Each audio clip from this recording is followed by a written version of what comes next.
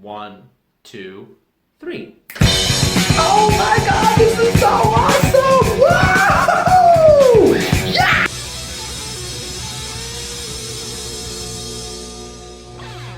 Thor Ragnarok is directed by Taika Waititi and stars Chris Hemsworth once again as Thor, and this is the 17th movie in the Marvel Cinematic Universe. You've got to be shitting me. I mean, sorry, what? What was that language? So Ragnarok, without giving any spoilers, is essentially a term used to define the apocalypse, the end of Asgardian civilization as we know it. And it's a comedy movie. That's yeah, sure, why not? When I think of the end of the world, I always think of going out with a laugh. Oh! So Ragnarok is about Hela, the goddess of death, who has finally arrived and decides to basically destroy Asgard. And Thor is suddenly trapped on this planet called Sakaar, where he has no idea how things work. He finds the Hulk, played once again, of course, by Mark Ruffalo, and he's trying to figure out a way to get out of there and get back to Asgard before Hela unleashes full hell, so to say, and completely destroy everything. And now we have an action comedy movie literally about the end of the world. I mean, that's perfect. And this is the perfect guy to do this stuff, because if you've seen anything else that Taika Waititi has made before, this is a perfect way to sum it up. It's a film that'll take something which is actually a pretty serious topic and will make it very entertaining by adding some comedy elements. And this is exactly what you get over here, because this film is a really entertaining and fun movie. This is one of the funniest movies I've seen all year, and this is easily the funniest Marvel movie ever made. This film is absolutely hilarious. Not one joke seemed out of place. It never got too funny in my opinion. This can be too funny for some people, but for me, honestly, it did exactly what it needed to do. And the performances in this film, they were all great. Chris Hemsworth, I think, gives his best performance as Thor ever in this movie. He's come a really long way since the first one, actually. Mark Ruffalo as Hulk in this movie was excellent. I actually really like what they did with Hulk in this one. There is a certain way they handle the character. They give him almost this childlike personality with some things, like he talks a lot, and even his speech is very baby talk like. And the way the dynamics are handled in this film are really great. One of my favorite dynamics in this movie that has a really nice quality to it is Thor and Loki's, because Loki is a great character, and Tom Hiddleston, it's always great to see him in these movies. He once again knocks it out of the park as Loki. He's very entertaining over here. There's some great scenes with them, their way, their brotherhood, and the way it's just explored. Something about it just really resonated. There's actually a really nice scene with them at one point, which I really found kind of sweet, actually. Like, it was something that came out of left field almost, and it really worked. Speaking of performances, Cate Blanchett as Hela was awesome. She was amazing. She's actually a really memorable villain, so props to Marvel on really getting some really good villains recently. We had Ego, we had the Vulture, and now we have Hela. Hela's really great. She was a really formidable villain. She was kind of the villain who cannot be stopped, and the film really did a good job explaining that, yeah, she can't be stopped. She's not that easy to stop. The film did a really good job of that. I actually really appreciate the way they tackled her character. Even the way they set her up was really interesting. And they made you feel like she was a presence, that she was a threat to be dealt with.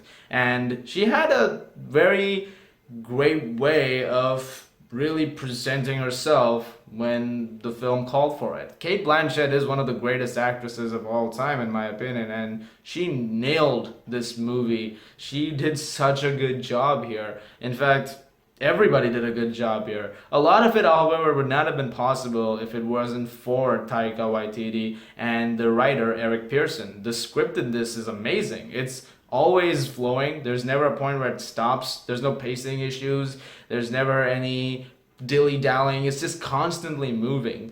And the movie makes a really good case by adding in a lot of extra side characters, which could slow down the movie. They could essentially be like a Jar Jar Binks to the movie. There's one character in particular who could be like this, named Korg, who they introduced at one point, and he could have easily tanked this movie because he's the haha entertaining character.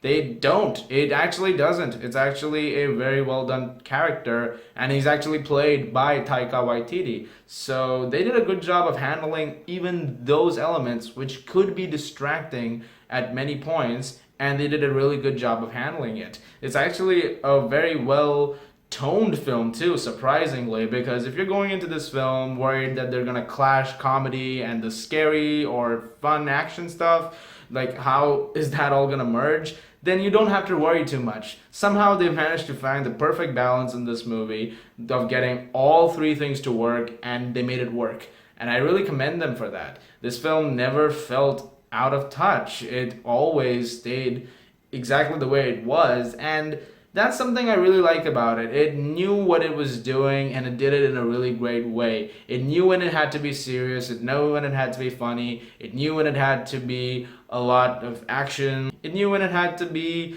really funny and serious at the same time. There are a few sequences like that. The action sequences, of course, are fantastic in this movie. Also, I love the fact that this movie is very vibrant. There's a lot of color in this movie. The first two Thor movies, the first one I really liked, the second one's, it's alright. They didn't have as much color as I wanted them to. They're kind of in the dark. This one is very vibrant. There's a lot of bright colors. There's a lot of light. There's actually a lot of vividness in this movie. And I really like the fact that Taika put that into this film. He made it a very vibrant world, and worlds, actually. They did a really good job of getting you immersed into this world and really making you a part of it. I haven't talked about all the characters. I know. I'll talk about some of the other ones more in the spoiler review. If you want, footnote, Jeff Goldblum as the Grandmaster was in... Yes. I really liked him in this movie. Also, this film has a really good score. The score is done by Mark Mothersbaugh, and he is great. This is a really great soundtrack. In fact, one of the best in the MCU. Maybe the best in the MCU. Easily the most memorable Marvel soundtrack in a very long time. They knocked it out of the park with the score. Pretty much everything I can think of in this point, they knocked it out of the park. Pretty much everything. I've already talked in length about the acting, the comedy, the writing, the directing, but aside from that, just the look of this, the special effects, the way the music is, the way it's shot. This is such a stunning looking film, and we saw this in IMAX 3D. What a great way to see this film. There is so much detail in this film, and it's beautiful. It's just such a beautiful looking feat. Honestly, if I was looking for anything to get upset about, I would have liked a little more of Hela. That's not saying that I didn't like Hela or I thought she was forgettable. She's not forgettable at all. You remember her after this film is over. I wanted more of her. It's just a thing. It's like I liked her so much that I wanted more minutes with her. If I was upset about it, I would have been like, oh man, she was very formulaic. She wasn't formulaic at all. She was very interesting. She was very entertaining. I just wanted more of her. Aside from that, Ragnarok pretty much hit every single note I wanted it to hit. It was entertaining. It was also very action-packed. It had the suspense, but it also had the comedy. And it had a great way of telling this story in Thor's chapter life, which is in the MCU. Wow, that was a weirdly put together statement. Let me rephrase that. It had a great way of telling Thor's story in the MCU and taking it forward now that we're one step closer to Infinity War. I can't wait to see what they're gonna do next. This was a really fun time at the movies. I absolutely loved Thor Ragnarok. I can't wait for you people to see it. It comes out this Thursday and you're gonna love this movie. I just have a feeling that you're really gonna enjoy this one. I'm gonna give Thor Ragnarok a 10 out of 10.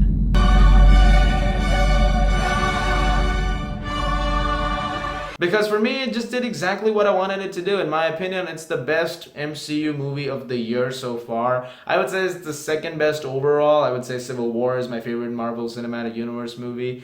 Maybe it'll be my best if I watch it a couple more times. You never know. Guys, thank you so much as always for watching. Look forward to the spoiler review on Thursday. I'll put that up so that we can talk more in detail about the stuff I can't talk about right now. As always, if you like this, please subscribe, and I'll see you guys in the movies.